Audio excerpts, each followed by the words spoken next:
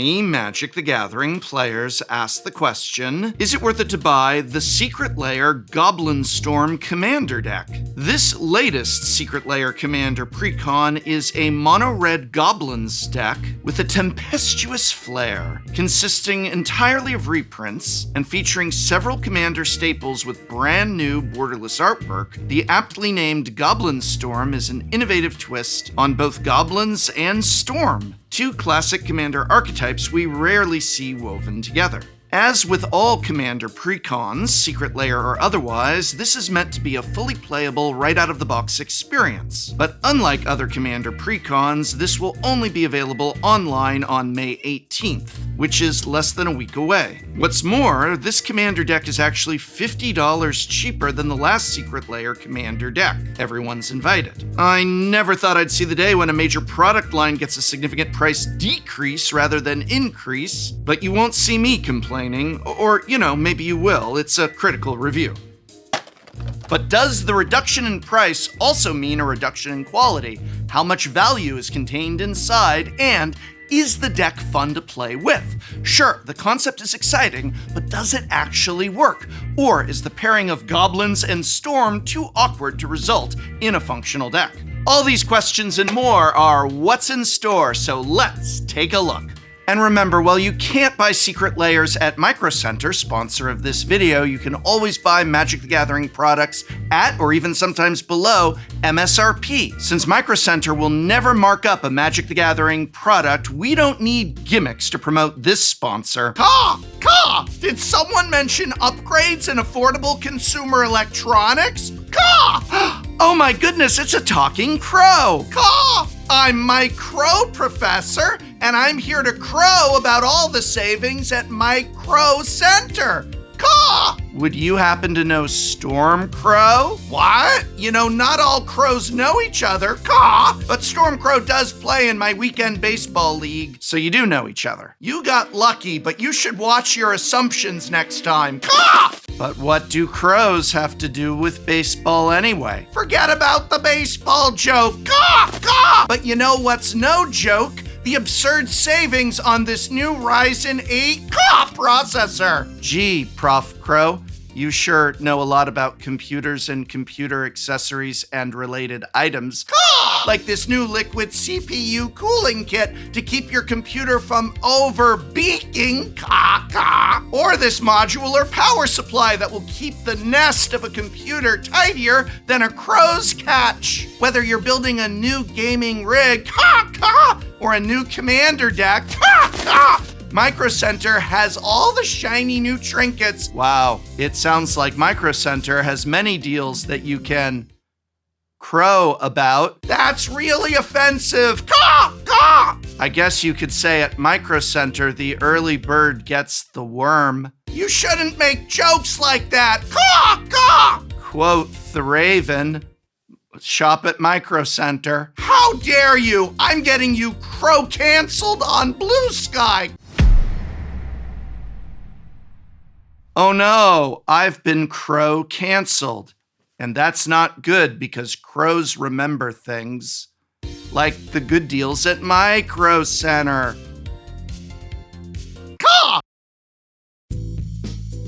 A Secret Lair Goblinstorm Commander deck contains one ready-to-play, right-out-of-the-box 100-card Commander deck featuring 12 foil borderless cards with new artwork from Wizard of Barge, a popular and very stylistic artist who has done Secret Lair artwork before. While, as always, art is subjective, I personally think Wizard of Barge's art style fits very well with a Goblin aesthetic. The deck also contains 22 foil borderless basic mountains featuring new artwork, and of course the remaining 63 non-foil reprints, 3 of which also feature brand new artwork. The Secret Lair also contains 4 foil Goblin tokens with new artwork, 10 non-foil double-sided tokens, 1 Storm Counter Helper, and 1 Zada Hedron Grinder Display Commander. This of course is a fun addition and not legal for standard play by itself. And of course 1 quote-unquote deck box. The total cost for this Secret Lair Commander deck is $149.99, assuming, of course, course, you're able to get a copy from Wizards of the Coast directly. If you're buying from a scalper, which, let's be honest, you probably will be, the cost will most likely be $250 to $300. But if this turns out to be a really popular commander deck, which it probably will be, then that price might go even higher.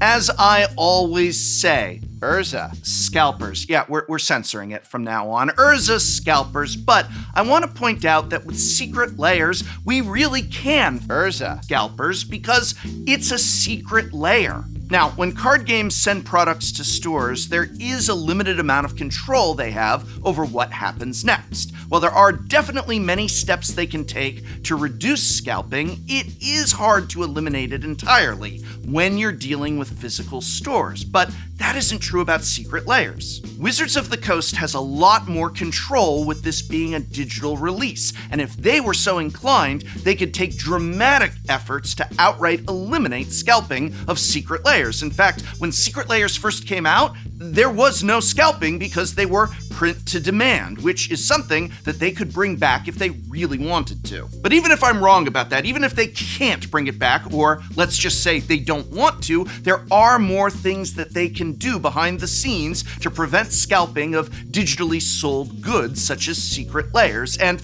I really encourage Wizards of the Coast to look at what's going on here and see that their priority should be to the real customers who really want to pick up products like this, or let's say the Dan secret layer, and not to the scalpers who are looking to buy out everything and then sell it at an inflated price on the secondary market.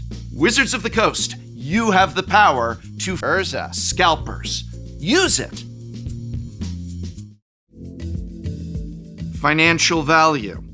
If you were to buy all the singles from Goblinstorm individually for their lowest price, as of the time of this recording, you would have to spend about $252, about $100 more than the cost of the secret layer as a whole. If you eliminated all the bulk, things still wouldn't get that much cheaper, as the 36 cards worth $1 or more in Goblinstorm still cost a total of $232.30. And it's important to note that there are no pre-sale prices here. These are all reprints, so this is the cost of these cards, and I might mention, it's the cost of these cards at their cheapest available price, so it's not factoring in the special promo cards in the secret layer, the brand new artwork, etc. All in all, there's some seriously high-value reprints here, and many of the more ubiquitous staples in Commander that appear in the secret layer get that new art from Wizard of Barge. This drop has 7 cards that are worth at least $10, and 3 that cost more than $20. Roaming Throne is the biggest star here, a $47 card as of the time of this video's recording. But Throne of Eldraine isn't far behind at nearly $35. This is Throne of Eldraine's first ever reprint. There's also the $20 Shinka, the Blood-Soaked Keep from Champions of Kamigawa, a card which gets reprinted only rarely. And just these 3 cards together are essentially worth 2/3 the cost of this secret layer. But there's so much more. Looking down the list, we have a reprint of Goblin Lackey with new art, though not borderless, an $18 card by itself at the time of recording. Ruby Medallion, the most valuable of the 5 medallions, is present, $11 at the time of recording, and the $10 Arena of Glory from Modern Horizons 3,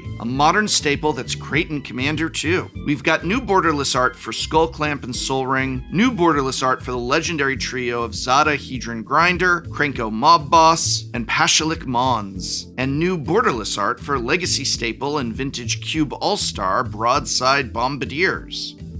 All in all, this deck is jam-packed with value, at least compared to the value we'd expect from a typical precon.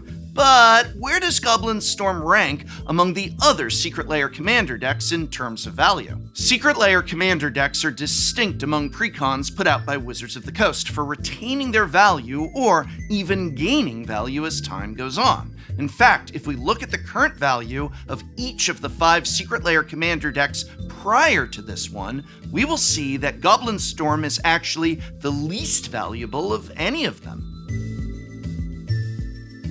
The cheapest of the previous 5 decks is From Cute to Brute at $253 in value, while the most expensive is the original, and my personal favorite, Gavin Verhey's very own Heads I Win, Tails You Lose, currently sitting at about $311 in value. That means Goblinstorm is a buck less valuable than the previous least expensive Commander deck.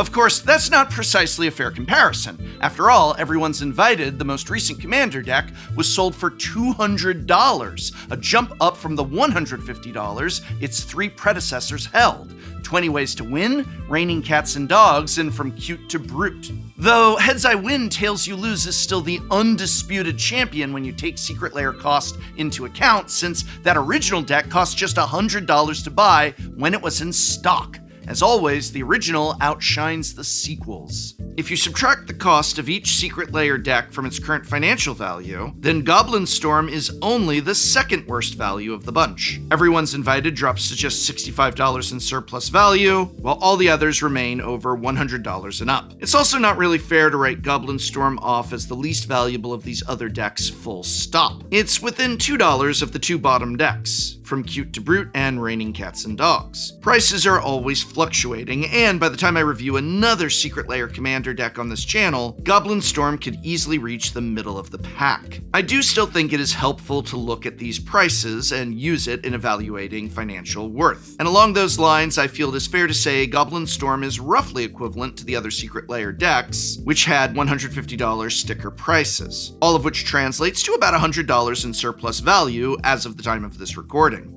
But enough about financial value. This is a product intended to be played with. It's not an evaluation of the deck merely as a stock option.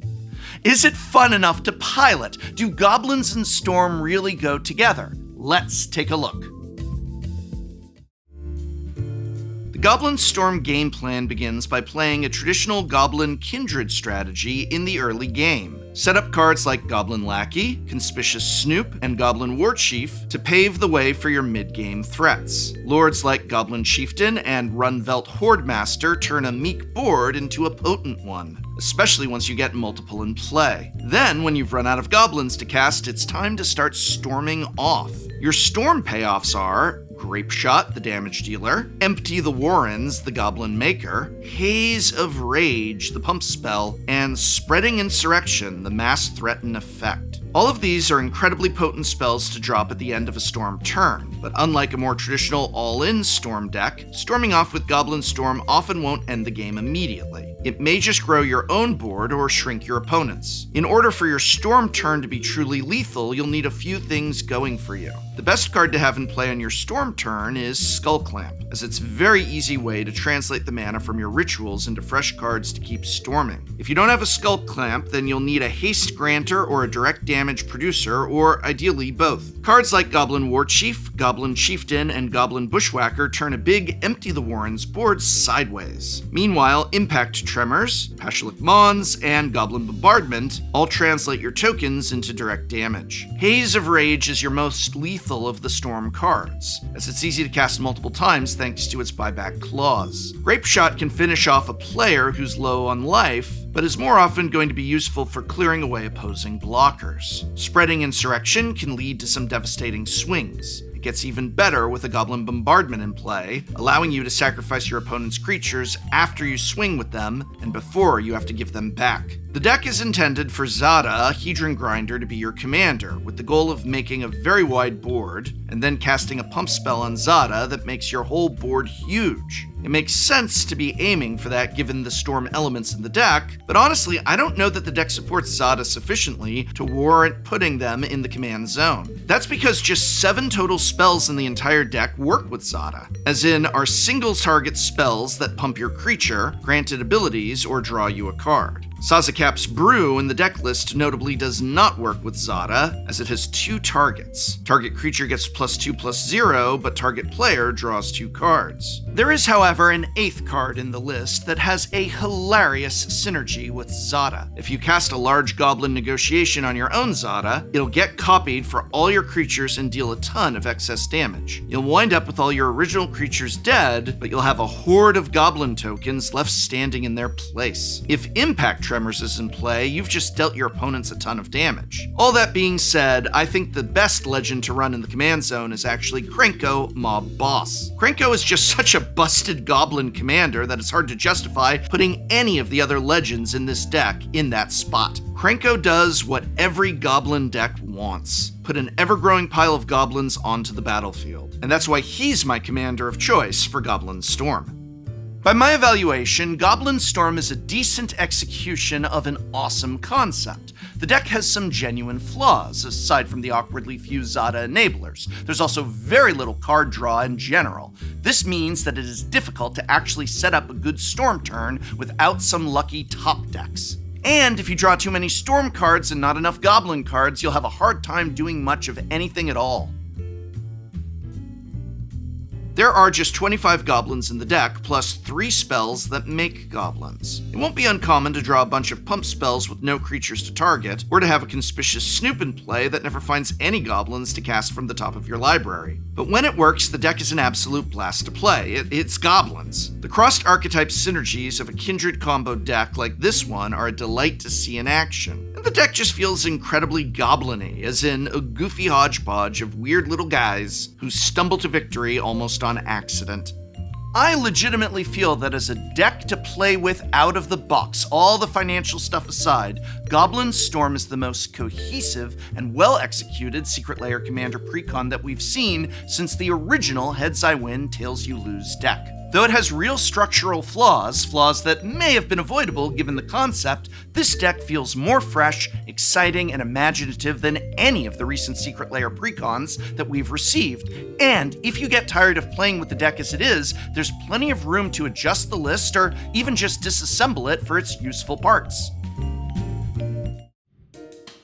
Final conclusion, Goblinstorm has roughly the same financial value of other Secret Lair Commander decks in its price range. With multiple high-value reprints, including the absurdly expensive Roaming Throne, as well as dozens of mid-value staples not just of the Goblin or Storm archetypes, but of the Commander format as a whole, this deck is a solid buy from a pure value perspective. In terms of gameplay, this is a really sweet high bracket 2 or low bracket 3 deck that manages to wed 2 classic yet disparate red archetypes together in the same deck list. Toss in the cartoon art by Wizard of Barge on 12 of the deck's key cards, and you've got yourself a product I will happily give an A to. Assuming you can purchase it when it goes on sale Monday morning, which, let's be honest, you very likely will not be able to. Urza scalpers.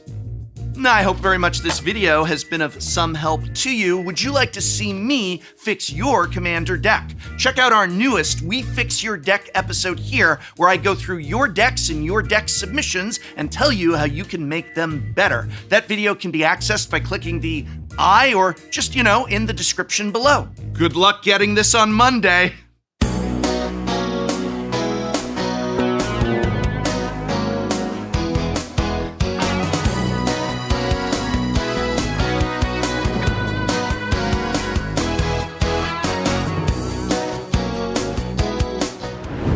Next time on Shuffle Up and Play. I've got a very special deck. This was a plot, a scheme rather. Our lead director came up to me before shooting and just said, "Prof, just go with it when you see it. Don't start frowning, just go with it, please." They've been trying to troll me with this shit for a month now. They've been going on and on about it, and I don't know what this deck is. Llanowar Elves. Oh, The classic. 6th edition. Your turn. oh, sixth. 6th edition. Oh, okay. I'm gonna flash in Gandalf. This is a card art. Fuck that card. That was the one in the Secret Lair where it was like 42 cents worth of cards. So I got loot. Oh, you got loot too. Yeah. Hey. No, loot times 2 is 6. I think I'm starting to hate what you hate. Yeah. All of this looks crazy. You must have just subscribed to Tolarian Community Yeah, College. I am literally going to shuffle up and Yeah, let's hear it. Ooh. I'm at 5 time counters, just Be careful. so you know. Prof doesn't misplay. That's right. Prof does bad plays. That's like the underside of a female pig. I'm not even mad. This episode is probably never going to air. This, Like- I don't even care. How much Magic 30 did you buy? I don't want to talk about it. Do I look like I care? I'll just pick a fucking card. Shut up! Let me ask you this, idiot! How much better does Soul Ring make, Batman? This is the kind of... You can do it. Land the shot. Smash it. Ooh. Oh my god. It's the most fucked up card I've ever seen in my life. I have no idea how it works. I think I'm losing my mind.